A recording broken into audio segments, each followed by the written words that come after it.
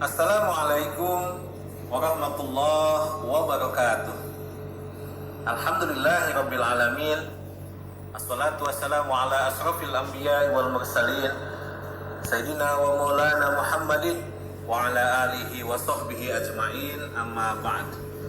Alhamdulillah, anakku sekalian, dengan izin Allah kita semua bisa berjumpa kembali dalam pelajaran Al-Islam di kelas 4. Pagi ini kita akan melanjutkan sifat terpuji, yaitu berbuat baik kepada kedua orang tua.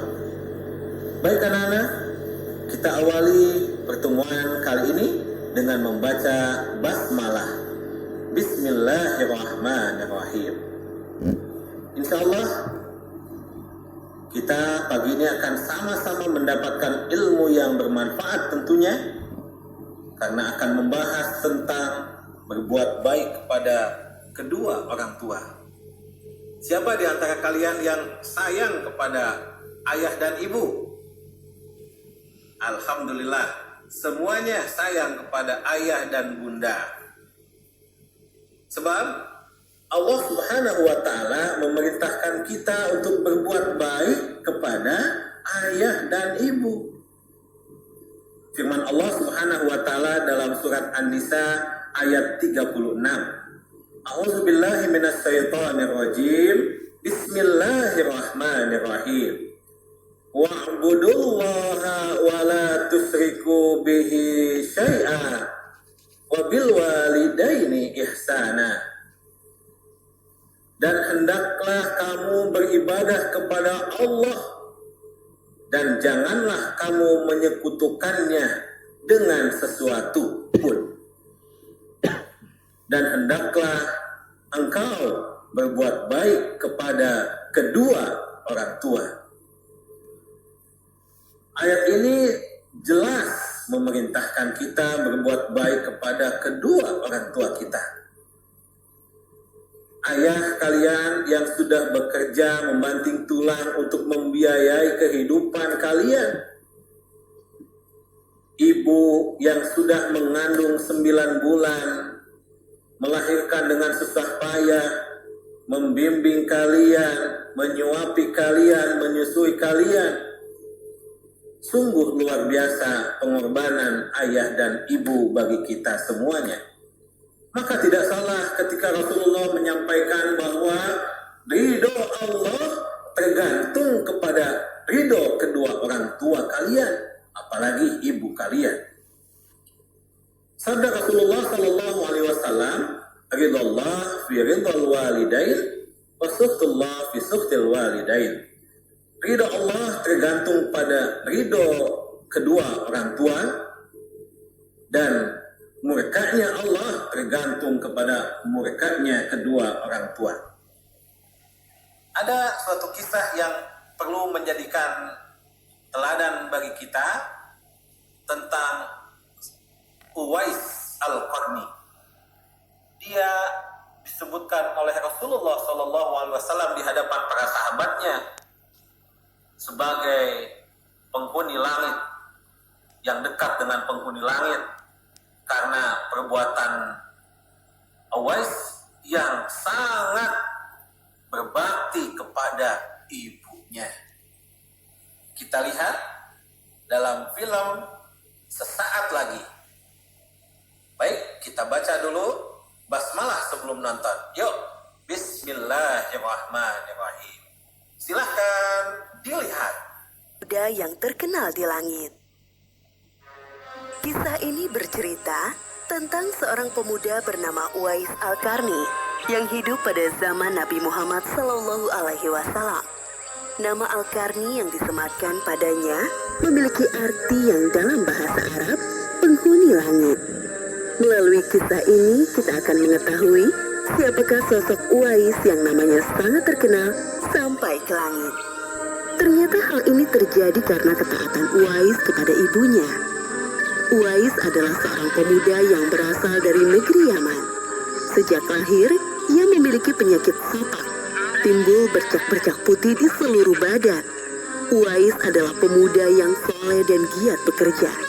Sehari-hari ia mengembala domba milik para tetangga untuk memenuhi kebutuhan hidup. Uwais tinggal berdua dengan ibunya yang lumpuh dan buta. Walaupun hidup miskin, Uwais selalu bersyukur dan sangat menyayangi ibunya. Ia selalu berusaha memenuhi segala permintaan sang ibu. Uwais anakku, kemarilah sebentar nak. Baik ibu, apakah ada yang engkau butuhkan? Anakku sayang, mungkin hidup ibu sudah tak akan lama lagi. Ada satu keinginan ibu yang ingin sekali terwujud. Jangan berkata seperti itu ibu. Katakan padaku, apa permintaan ibu itu? Sebelum saat itu tiba, ibu ingin melaksanakan haji. Mendengar perkataan ibunya, Uwais hanya termenung sambil berpikir. Aku sangat ingin mewujudkan permintaan ibu. Mohon ibu bersabar sampai saat itu tiba. Aku akan mencari cara agar kita bisa pergi ke Mekah untuk melaksanakan ibadah haji. Terima kasih, nak.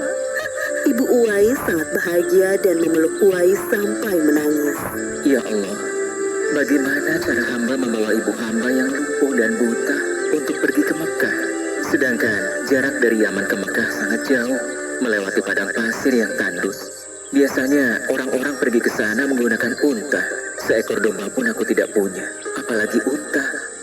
Uwais terus berpikir dan akhirnya menemukan suatu ide. Keesokan harinya, Uwais menemui pemilik domba dan membeli 1 ekor domba untuk dipelihara.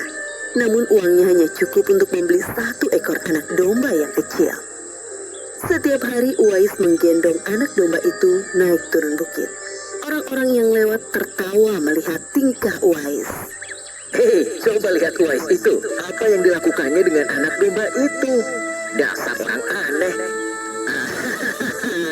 Uwais gila. Uwais sudah gila. Uwais tidak mendengarkan cemoohan dari orang-orang. Saat ini yang ada di pikirannya adalah ibunya. 8 tahun berlalu dan tibalah pada musim haji. Anak domba Uwais semakin bertambah besar. Beratnya mencapai 100 kilogram. Begitu pula dengan Uwais. Badannya semakin kekar dan bertenaga. Berkat latihan setiap hari, beban berat yang dipikulnya tidak terasa lagi. Sekarang semua orang tahu bahwa apa yang dilakukan Uwais adalah bentuk pengorbanannya kepada sang ibu. Uwais menggendong ibunya sambil berjalan kaki dari Yaman menuju Mekah. Subhanallah, alangkah besar cinta Uwais kepada ibunya itu. Sesampai di Mekah, Uwais tetap menggendong ibunya untuk bertawaf di Ka'bah. Di hadapan Ka'bah, ibu dan anak itu berdoa. Ya Allah, ampunilah semua dosa ibuku. Bagaimana dengan dosamu, anakku? Dengan terampuninya dosa ibu, maka ibu akan masuk surga. Cukuplah ridho ibu yang mengantarkanku ke surga. Allah Subhanahu wa Ta'ala mendengar percakapan ibu dan anak laki-lakinya. Seketika itu, penyakit sopak yang dideritanya sembuh. Hanya tertinggal 1 bulatan putih di telapak tangannya. Terima kasih ya Allah. Sekembalinya dari Mekah, Uwais meminta izin kepada ibunya untuk pergi ke Madinah. Uwais ingin sekali bertemu dengan Nabi Muhammad SAW. Dengan berat hati, ibunya mengizinkan Uwais berangkat. Setelah urusanmu selesai, cepat pulang ya nak. Sesampainya di Madinah, Uwais segera mencari rumah Nabi Muhammad SAW. Setelah menemukan, ia mengetuk pintu dan mengucapkan salam. Keluarlah istri Nabi, Aisyah radhiyallahu anha, seraya membalas salamnya. Apakah saya bisa bertemu dengan Rasulullah Shallallahu Alaihi Wasallam? Maaf sekali, Nabi sedang tidak berada di rumah. Beliau sedang berperang dan tidak tahu pasti kapan kembali. Mungkin sebulan atau beberapa bulan lagi. Uwais dihadapkan pada 2 pilihan. Menunggu kedatangan Nabi atau segera pulang ke Yaman. Bayangan sang ibu yang tua muncul di benaknya. Baiklah kalau begitu, saya pamit. Ada seorang ibu yang tidak bisa saya tinggal lama-lama di rumah. Sampaikan salam saya kepada Rasulullah Shallallahu Alaihi Wasallam jika beliau sudah kembali dari perang. Terima kasih. Uwais kembali ke Yaman dengan perasaan haru dan sedih.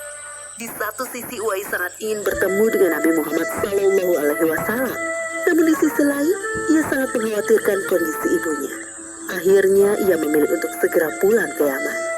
Peperangan telah usai dan Nabi Muhammad SAW pulang ke Madinah. Aisyah radhiyallahu anha menceritakan perihal pemuda yang mencari beliau. Nabi mengatakan bahwa Uwais adalah pemuda yang sangat taat kepada ibunya. Karena ketaatan kepada ibunya itu, nama Uwais sangat terkenal di kalangan penduduk langit. Seperti yang tersebut dalam hadis Sahih Muslim Syarah An-Nawawi nomor 2542, dikatakan bahwa sebaik-baiknya tabi'in adalah Uwais Al-Qarni. Saat Nabi Muhammad SAW berbincang-bincang dengan Umar bin Khattab dan Ali bin Abi Thalib, beliau menceritakan tentang sosok Uwais. Apabila kalian bertemu dengan Uwais, mintalah doa dan istighfar kepadanya. Dia adalah penghuni langit. Perhatikan di telapak tangannya ada tanda berwarna putih. Dulu sejak lahir ia menderita penyakit sobat.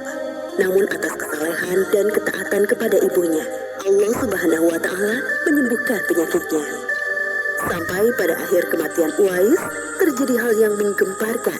Banyak sekali orang yang hadir mengurus pemakamannya. Orang-orang itu adalah penduduk langit yang dikirim oleh Allah Subhanahu wa Ta'ala. Subhanallah, Maha Suci Allah, sungguh mulia sosok Uwais ini.